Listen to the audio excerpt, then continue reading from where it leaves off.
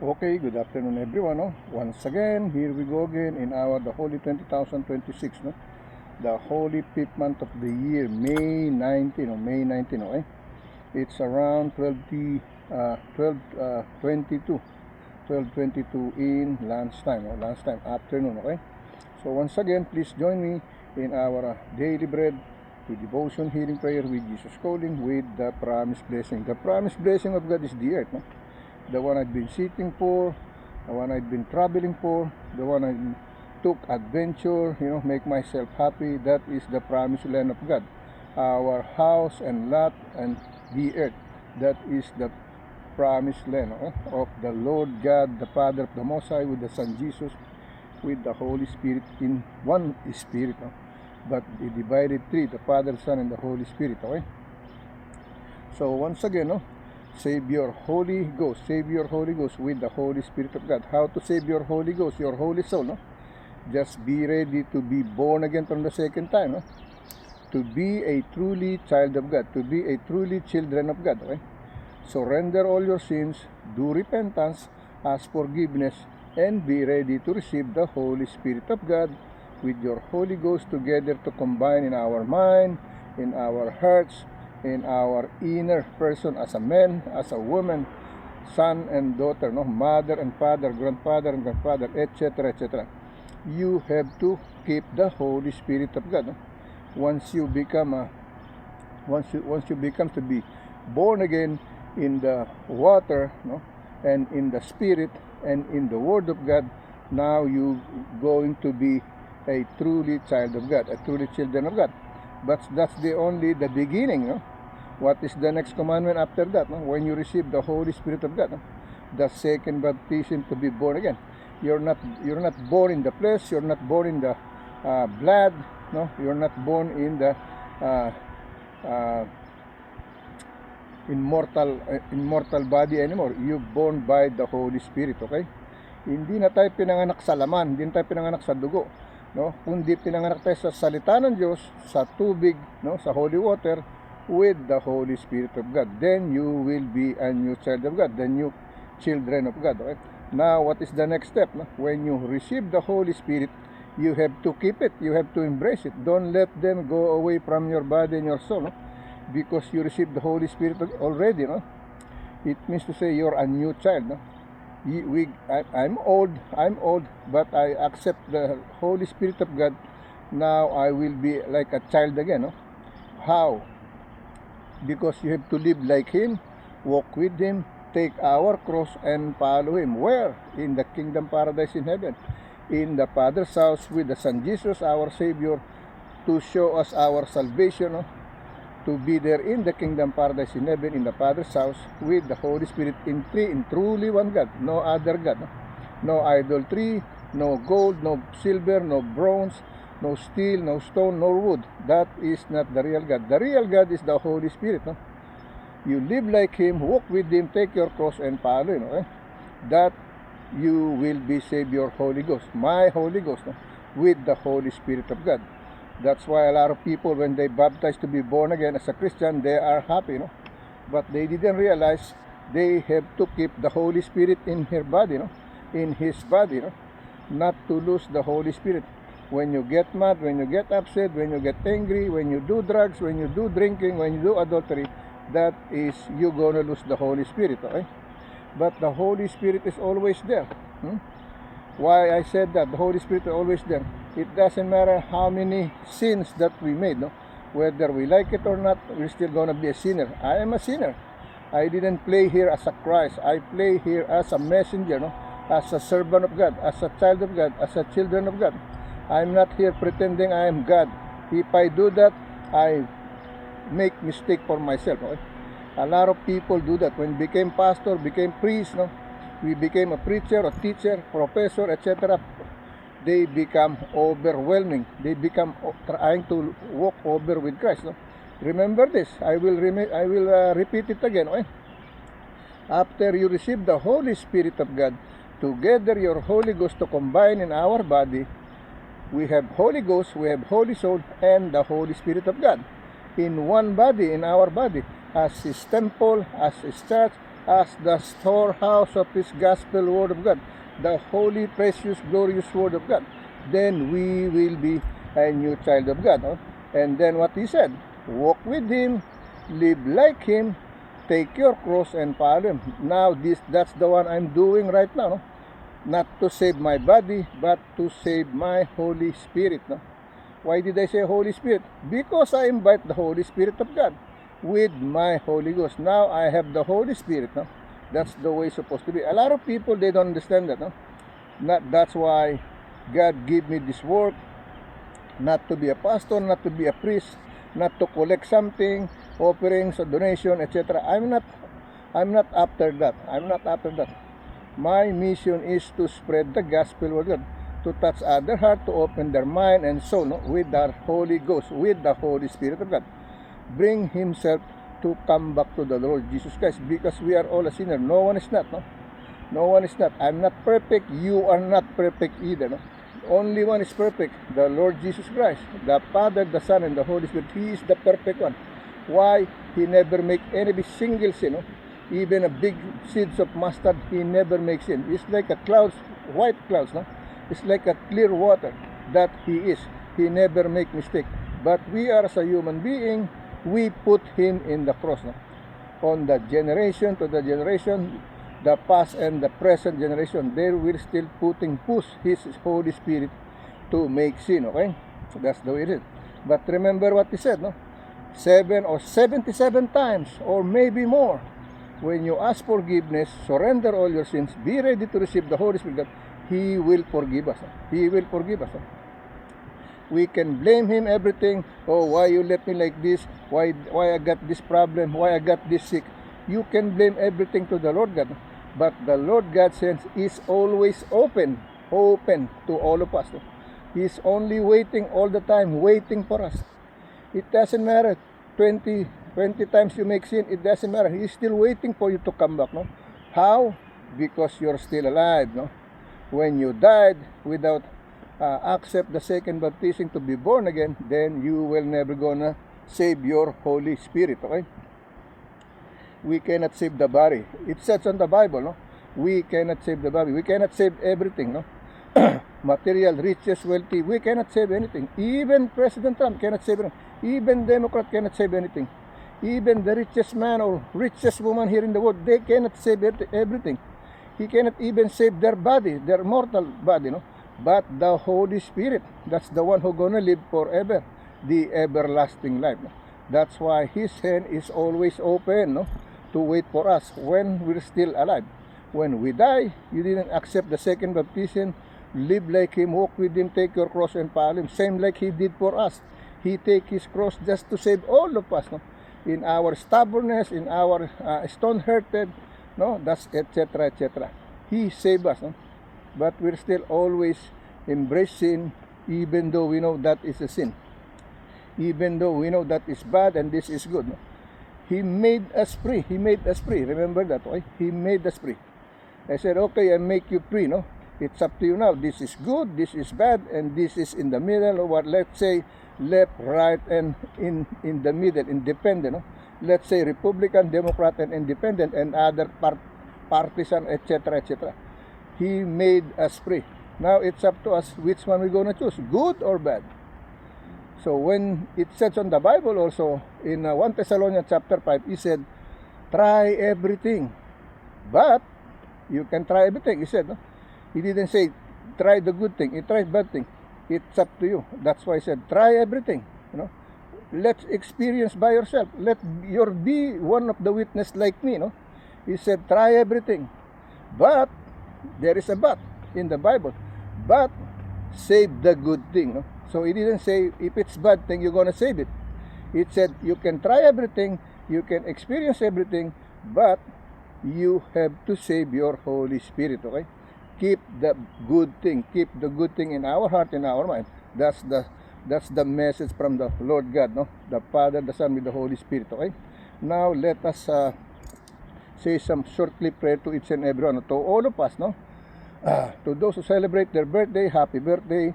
To those who receive their success in their life, congratulations. May you have more blessing to come, more power, more success into your life, no? Into your new life, in our everyday life of living, okay?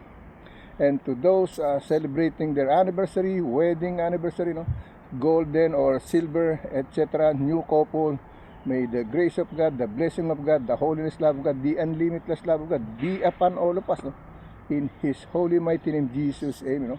And to those who have sickness and illnesses, like me, no person have no sickness. All of us have sickness, even doctor, even other people. We have all sickness, okay? That's why we're still here praying, seeking the Lord's healing power, What kind of sickness that? Of course, we're never gonna say anything. It's private, But sometimes you cannot hide it, Look, I have another one message for you. I can lie to you, I can play with you, But I can hide everything to you, But with God, you cannot hide anything, You cannot hide anything. He knows everything, what is in our mind, what is in our heart, what is in our intention, what is our thinking. He knows everything. We cannot hide any kind of sin. He knows bold, open for His face and to His mind, okay? As our Holy Ghost, So remember, do repentance, ask forgiveness, surrender all your sins, and be ready to receive the Holy Spirit of God, and live like Him, walk with Him, take your cross and follow Him. That's what I'm doing right now, okay? I didn't here because for myself. I'm here because I have the Holy Spirit of God, okay? That's why I'm here, Remember, I don't like this life before, I hate this. I don't want to hear this. I don't want to do this. But now here I am. When He called me, June, I'm here. Serve me, Touch other people's heart. Let them, call them, Bring it back to me. The same I bring you back with me, The same time I call you, try to call them. That is my mission to Him. That's what they call live like Him, walk with Him, take your cross and follow Him. It's just very simple, right? But it's not easy to do it, Because when we receive the Holy Spirit for the second baptism, to be born again, we are a new child, and then easy to lose the Holy Spirit of God. How? Because when you become a new child of God, you are new. You don't have to think about the past. You don't have to go back to your past. You don't have to go back to your old habit. That is what they call you are a new child of God. Your mind, your mission, your intention, your habit, it's gonna be changed because you are born again. That's what they call a new child of God, a new children of God, okay? So that is very easy. So let us pray all together, To those who have sickness and illnesses, please be with me. We will pray for you, whoever you are, wherever you are, what kind of nationality you are, what kind of citizen you are, what kind of religion you are all included here, Whether you are good or bad, from president to the lower civilian person, you are all included here, okay? So let us pray all together. Lord God, once again, here I am again, Lord God. One of your child, one of your servant, one of your messenger, not a pastor, not a priest, not a preacher, not a minister, not a teacher, but your servant, your messenger, Lord God. In your holy mighty name, Jesus, amen. Lord, hear my prayer, for the healing prayer for all of us. Lord, heal all kind of sickness and illnesses inside, outside of our human flesh, with our immortal body, with the house of our Holy Ghost, with your Holy Spirit, your church, your temple, your storehouse of your precious, glorious Word of God. Our body, we are your first temple. We are your first church. We are your first storehouse of your precious, glorious Word of God from the Holy Sacrament of Book Bible. Lord, heal the world,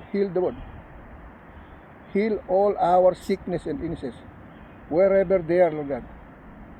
In the top of the place of the circle of the sun, may your prayer, the blessing prayer, Lord God, the holy prayer from your word, not because from me, but by your word, thy will be done, Lord God. In your holy, mighty name, Jesus, amen. Lord, heal the world. Protect our President Donald J. Trump. Protect other President, Lord God. Protect other government services, Lord God. All over the world, worldwide, Lord. In your holy, mighty name, Father, the Son, and the Holy Spirit, in truly one God. Amen and amen. Okay? Yan ang prayer natin. Okay? Now, let's go to our first scripture. Oh. What is our first scripture? No? Actually, I want to read the what do you call this, no? The daily bread first, no? So I'm gonna change the way I'm reading. Okay, now every time I'm gonna read the devotion healing prayer, but because you know why did I say this is our devotion healing prayer with Jesus calling, with the promised blessing? No, that's what I'm gonna do now, no? Daily bread first, or daily bread. Okay, even though it's not like alphabetical, but I'm gonna write it like alphabetical. Which one is next in here, which was the first, before, and that.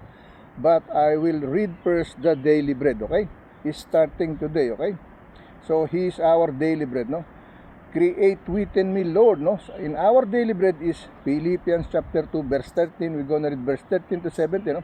And the other one is Ephesians. Okay, remember, starting today, no, we're gonna read the daily bread first. Okay, before we start on the Exodus, Samuel, etc., from the Old Testament. But starting today, I will read the daily bread first. Okay, what is the daily bread for today? No, May 19. No, the Holy 2026, May 19. Okay, here is the daily bread. No, Philippians chapter 2 verse 13, Ephesians chapter 3 verse 20. No, but remember, we're gonna read 5 verses or more verses. No, these two, and Philippians and Ephesians, this is what they decision for this word. Okay? Create within me, Lord, no, both the desire and the power to do your gracious will. Okay, gracious will. Okay, and make me a joy to you, no, in new days. No. Thank you, Holy Spirit, for the spirit of wisdom and understanding, the spirit of counsel and strength. I rejoice that you are able to do far more than all I ask or think, okay? According to your power that is at work within me, okay? That is work within me, okay? Now, let me read in Tagalog version, my international language in my country, no? Tagalog, right? So, here is the message on our daily with Tagalog. Yan yung pinagkaisa ng dalawa, Philippians, no? And then Ephesians, okay? Sa Tagalog, Pilipos, at saka Episo, okay? Pinagkaisa ng dalawa. Day 19, ika-19 na araw, no? Lumikha sa loob ko, Panginoon, kapwa ang pagnanais, no? At ang kapangyarihang gawin ang iyong, no? At gawin akong isang kagalakan sa iyo sa mga bagay, no?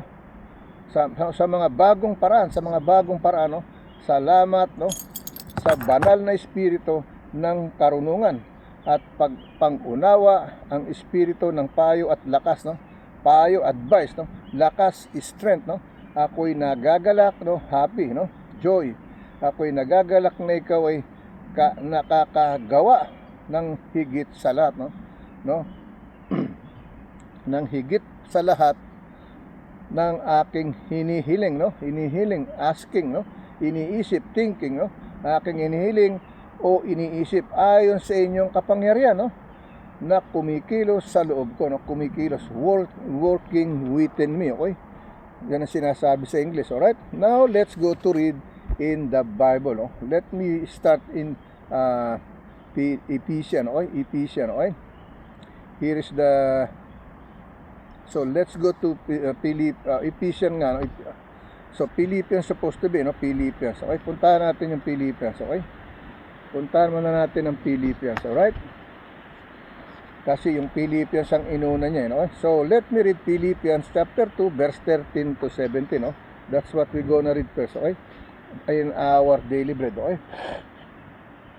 Excuse me, no? Philippians chapter 3, verse 13 to 17, okay? Here is the message, no? Brethren, I count not myself to have apprehended, but this one thing I do, forgetting those things which are behind and reaching forth unto those things which are before. No? Verse 40, no? I press toward the mark for the prize and of the high calling of God in Christ Jesus. Okay?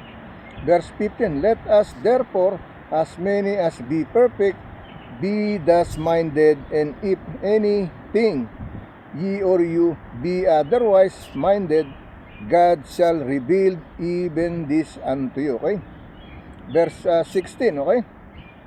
Nevertheless, whereto we have already attained, let us walk by the same rule, no? Let us mind, no, the same thing. Okay? Verse 17, last verse, no? Brethren, be followers together of me, and mark them which walk so as ye, for you have as for an example, no? Example yung ano to, pagka-English na rito kasi Old Testament to, no? Kaya yung example na ensample pang spelling, oh. Hindi X kundi EN, ensample, okay? Whether they do mistake on the printing, that's maybe it happen, no? If this is the Old English, it could be that way, no? Okay?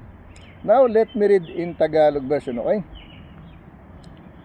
Let me read in Tagalog, okay? One of my pastor friends said there is no perfect. Even the printing of Bible sometimes make mistake, okay? Alright, there is some numbers is not there, but the word is there already, okay? Supposed to be the message in the Bible is more, no?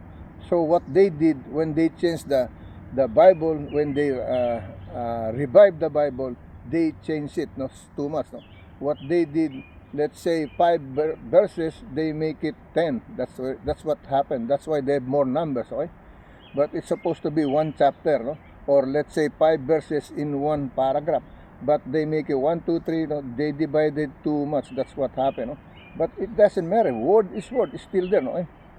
He said the earth and all of us is going to be vanished, but the word of God is still going to be there. That's why I said the word is God and God is word. Remember that, okay? Now let me read in Tagalog version, no? Mga taga Pilipos, no? Pahina 3, versikulo 13 hanggang 17, no? That is my language in my country, Philippines, no? Tagalog version, okay? Tagalog version. In my second language, English, okay? Now let me read in Tagalog version, no? Pilipos pahina 3, versikulo 13 hanggang 17. Mga kapatid, hindi ko pa inaaring inabot, no? Dadapwat isang bagay ang ginagawa ko na nalilimot ang mga bagay na nasa likuran, no? At tinutungo ang mga bagay na hinaharap, no? Hinaharap, facing, okay? Apprehended, what is that, no? Facing, reaching for unto those things which are before, okay? Verse 40, no?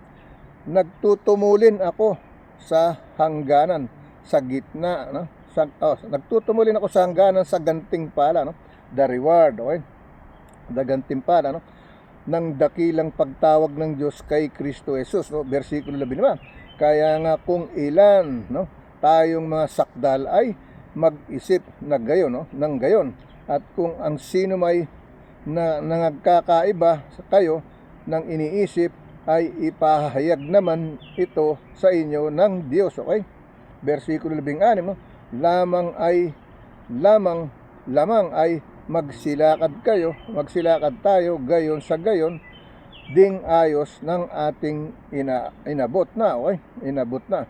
Versikulo 20, mga kapatid, kayo'y magkaisang tumulad sa akin, no? At tandaan ninyo ang mga nagsisilakad ng gayon ayon sa halimbawang nakikita ninyo sa akin, okay? He gave us an pattern, no, to walk with him. It said, walk with him, live like him, take your cross and follow, no? So he gave us an sample already, no? Sample, no? How to live.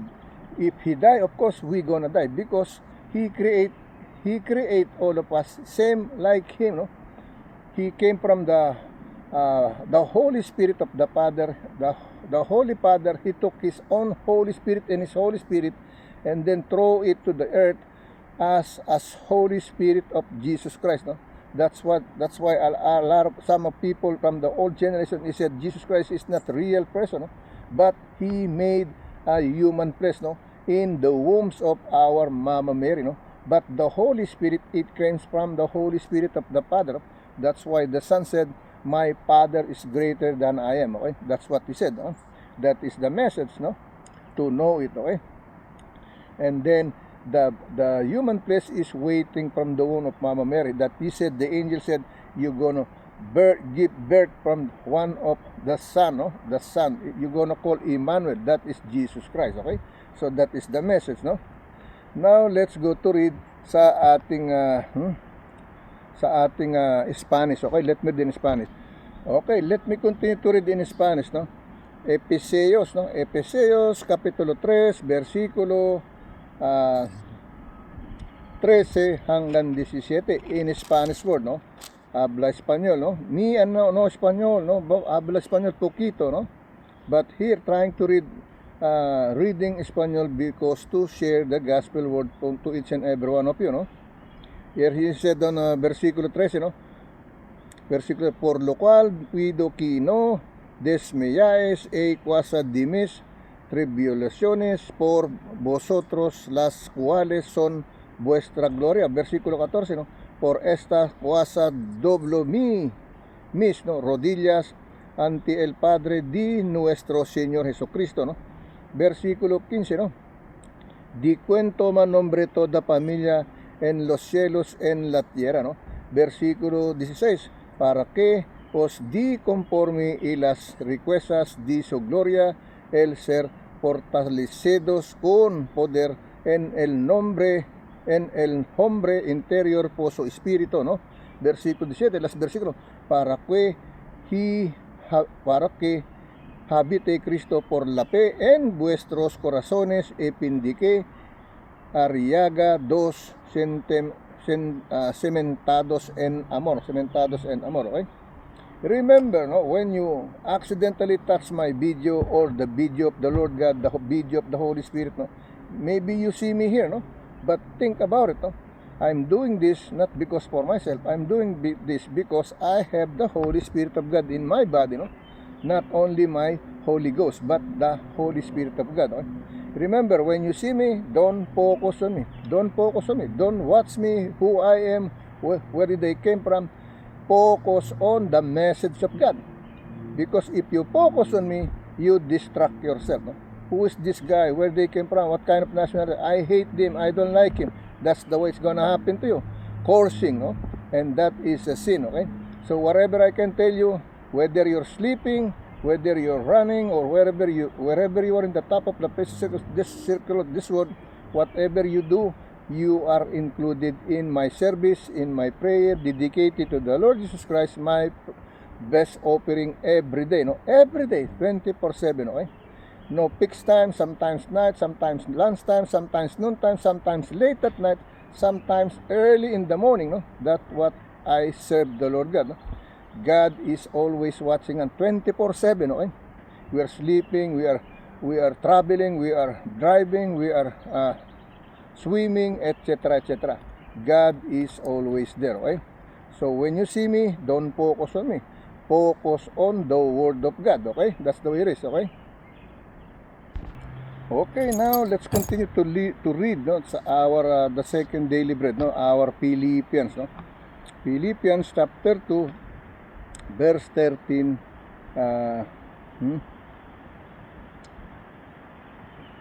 Oh, that's what we read this Ephesians, that's what we read before, no?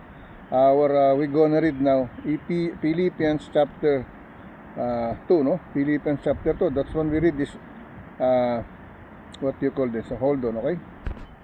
Okay, let's continue our first video, no? So what we read is Philippians, so Philippians chapter 3. That's what we read. I told you, no? Not because I know what I'm doing, no? But when God's working, no? He will do something unexpected, no? Expected the unexpected, no? Like I told you, He's working with me, no? Not because I want to share this, but when He work, I stumble myself either, no? Because He is with me. He wants me to read this, even though that's not I was preparing to read for, no? So what happened is we read Philippians chapter 3, verse 13 to 17. No? I trying to look for it. I said, where did I stop? Okay? And then I found out we read Philippians chapter 3, verse 13 to 17. So we read that. No? Now we're going to read the right one. No? Philippians chapter 2, Philippians chapter 2, verse 13 to 17. Okay, let me read this. No? That's what I told you. He always added something. No? Some of my friends, pastor, I said, June, he will teach you. No? Don't worry about it. No? You're not a pastor, you're not a priest, you're not, etc., etc. He will teach you by him. Okay? And I know that. No? I experienced that too many times. No? Even though I said I'm going to read only here, and sometimes I read it over because he wants me to read everything more and more. No? And now we're gonna read what we prepare for you. Okay? Ang ating daily bread. So nadagdagan yung daily bread natin. Nagkaroon ng Philippians chapter 3 verse 13 to 17. No? So let's go to focus on Philippians chapter 2 verse 13 to 17. No? For it is God which is worketh in you. You see that? No? I don't know about this, no? But it's much for what happening to me right now. No? It said here, no? In verse 13, Philippians chapter 2 verse 13 to 17. For it is God's which worketh in you both to will and to do of his good pleasure. Okay? Verse 14, do all things without murmuring, no? And disputing. Verse 13, no? That ye or you may be blameless and harmless, no? The Son of God without rebuke in the midst of a crooked and perverse nation, no? Among whom ye or you shine as light in the world. Okay? Verse 16, holding forth the word of life, no? That I may rejoice in the day of Christ, that I have not run in vain, neither labored in vain. No? Verse 17, ye, and if I be offered upon the sacrifice and service of your faith, I joy and rejoice with you all. Okay? Yan ang sinasabi, no? Now, let me read in Tagalog version, no? Mga taga-Pilipos, pahina 2, versikulo 13 hanggang 17, no? Imagine dyan, dinagdagan ni Lord, no? He make some extra for me, even though I didn't prepare it already, no? Now, let me read in Tagalog version, no? Mga taga-Pilipos, pahina 3, versikulo 13 hanggang 17, no? Sapagkat Diyos ang gumagawa sa inyong maging pagnanasa at sa paggawa ayon sa kaniyang mabuting kalooban, no? Kalooban niya to, kaya nangyayari, no? Versikulo 14, no? Gawin ninyo ang lahat ng mga bagay ng walang mga bulong-bulungan at pagtatalo, no? Conversation and disputing, murmuring. So, okay? Versikulo 15, upang kayo'y maging walang sala at walang malay, mga anak ng Diyos na walang dungis sa gitna ng isang lahing liko at masama, at sa gitna nila'y lumiliwanag kayong tulad sa mga ilaw sa sanglibutan. Okay? It says here, no, in English, no? It says here in English, no? In verse 15, okay? That ye or you may be blameless and harmless, no? The Son of God, no? Without rebuke in the midst of the crooked and perverse nation, among whom ye or you shine as light in the world. Okay? Yun ang sinabi. Balik tayo sa versikulo 16 na nagpapahayag ng salita ng kabuhayan upang may ipagkapuri ako sa kaarawan ni Kristo, na hindi ako tumakbo ng walang kabuluhan ni magpagalman ng walang kabuluhan. No? It says in English, no? Holding forth the word of life, that I may rejoice in the day of Christ, that I had been not run in vain, neither labor in vain. Okay, yan ang ibig sabihin. No? Verse 17, no? O kahit na, versikulo 17, o kahit ako ay maging hain sa paghandog at sa paglilingkod ng inyong pananampalataya, ako'y nakikipagkatuwa at nakikigalak sa inyong lahat. Okay? That's what we doing right now. No? Nakikigalak ko sa inyong lahat. No? Let me read in Spanish. Okay? Kaya pa, ibibigay pa ni Lord dyan. Okay, let me continue to read in Spanish. No? Filipenses capítulo 2, versikulo 13 hanggang 17. No? Porque Dios es el que vosotros produce así el querer como el hacer por su buena voluntad. Versículo 14, haced todo sin murmuriones y contiendas, no, versículo 15, para que seáis impresibles y sencillos hijos de Dios sin mancha en medio de una generación maligna e perversa, en medio de la cual resplandecéis como luminares en el mundo. Versículo 6, asidos de la palabra de vida, para que en el día di Cristo yo puede gloriarme, di que no he purido en vano ni en vano he trabajado, no? Okay? Versículo 17, y aunque sea derramado en la visión sobre el sacrificio y servicio de vuestra fe, mi gozo y regocijo con todos vosotros. Okay? Yan ang sinasabi, okay? Let's go to our second video, no? Sa second video clip na, okay? Dinagdagan ni Lord ang ating trabaho. That's what happened, okay? He add more one scripture chapter verse. Let's go to our second video, okay?